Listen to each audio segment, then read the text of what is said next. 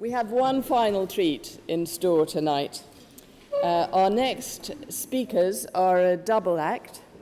Mayanka Mukherji, India, 2015, and Alex Coccia, Indiana, 2015.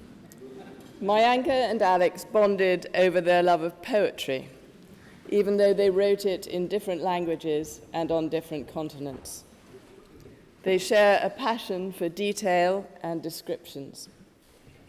So they decided to do this speech together because their experience of the scholarship, of Oxford, and of these past 2 years have had so many intersections and entanglements. And they wanted to see if they could weave something together for all of us this evening. Mayanka, Alex.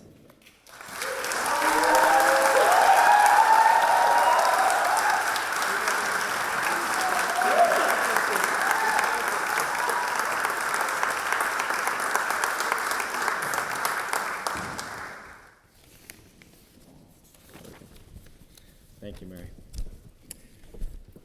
A pulley, a wheel with a grooved rim around which a cord passes, acting to change the direction of force applied, commonly used to lift heavy objects. A buttonhole, a slit made in a garment to receive a button for fastening.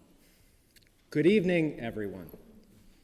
We are gathered here at Going Down Dinner to recommit to fighting the world's fight. It is time to take the ideas that we have nurtured and challenged and use them as tools to fight in the real world, to let our capacities meet our aspirations, to fight like we've never fought before, to dream bigger and greater. Alex? Yeah. What are you doing next year? I'm staying for the DPhil.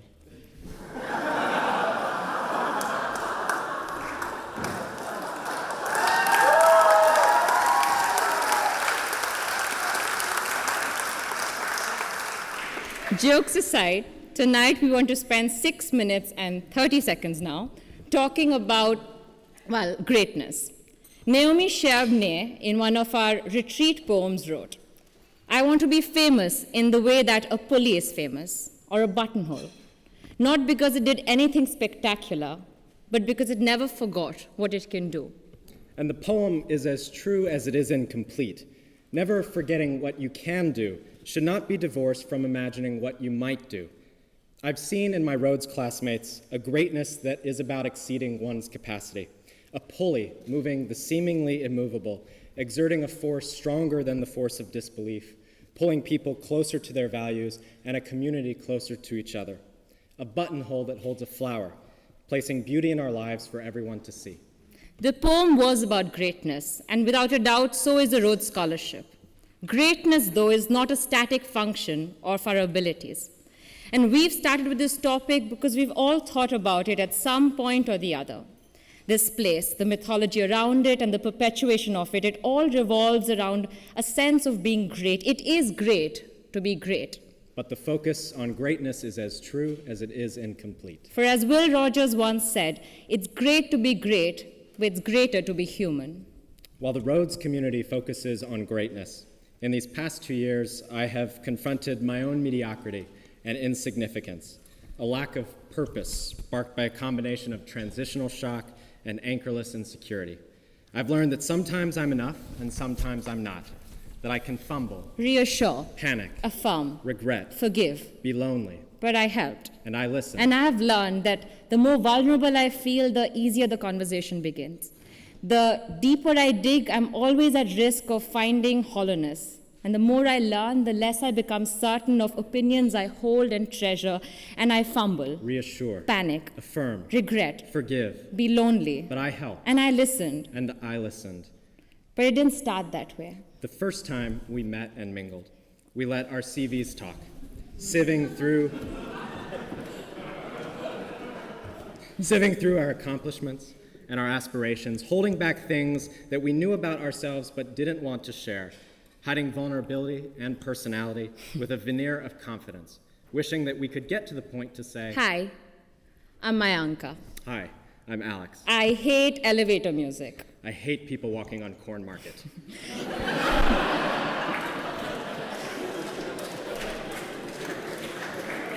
a weird approach. It repeats itself and never gets better. They don't know where they're going, and they can't pick a straight line. I like people who talk about their moms as dreamers and artists. I like notes scribbled on margins of secondhand books. I like women who smile at other women while walking down a street. I like what lampposts do to darken pathways. They make me feel as if in some odd way we're all in this together. They emit the imprecise border between light and dark. I like the face dogs make when they get caught. I like the face dogs make when they get caught. The last few times we met and mingled, we found joy in the smaller things, with the rendition of blackbird singing in the dead of night, to continuing the timeless tradition of name tag swaps, to falling from the king's arms into other arms at plush, to knowing that goodbyes fall powerless to memories. We revel in the beauty of our community. A community where the value of compassion and presence is higher than the value of achievement, and where the value of a triple-stacked PB&J well exceeds its market price. A community that often takes itself too seriously and yet finds grace in disagreements, once the free wine kicks in. And this is important, despite what people say, there is great diversity in the Rhodes Scholarship. We have students from all over, 21 US states, in fact.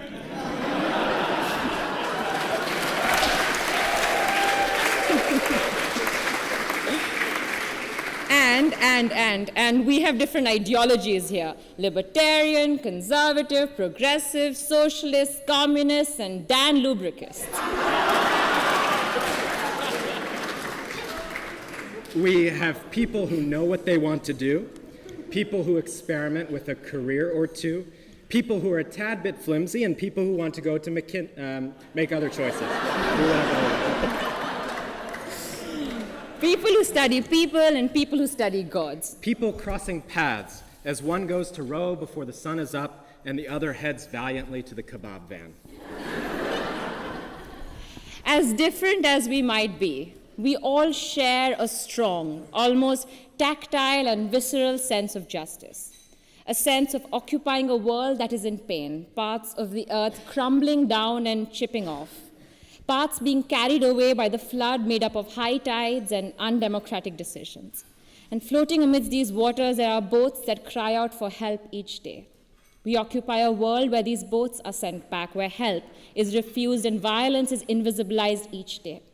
And as we occupy this world, we realize that we cannot save it, but only hope to serve it selflessly and with pride, to fight systems that benefit us at the cost of those who suffer each day.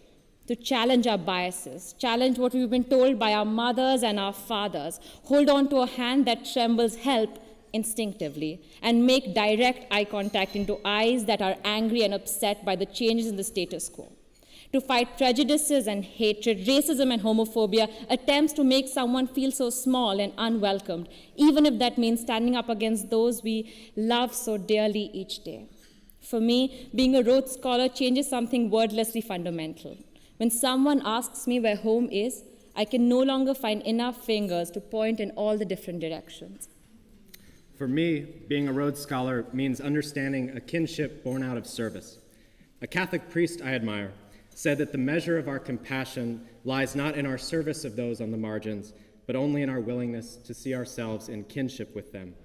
Fighting the world's fight, being in service with others, is only sustained by being human in the midst of these great and revolting times, by serving with rather than for, by seeing the small beauty and possibility in each interaction, by knowing when to be critical and when to be forgiving, by giving each other the benefit of the doubt and seeing the best in people in order to confront their worst. Being human means not bearing our burdens alone, but finding others who, like a pulley, can redirect the force of the weight we feel, by not simply fastening our jackets to go out in the world and fight the world's fight, but by adding a little flower in our buttonhole, and never forgetting the tenderness and the sincerity that we can carry with us. For fighting the world's fight is not about being great, but being human, by placing weight on the words we use and respecting their ability to hurt and to heal, to be absent when we're near and present when we're far, to inspire and to show kindness and gratitude. So we can end by saying thank you Thank you for fumbling, for reassuring, for panicking, for affirming, for regretting, for forgiving. for helping. Thank you for listening.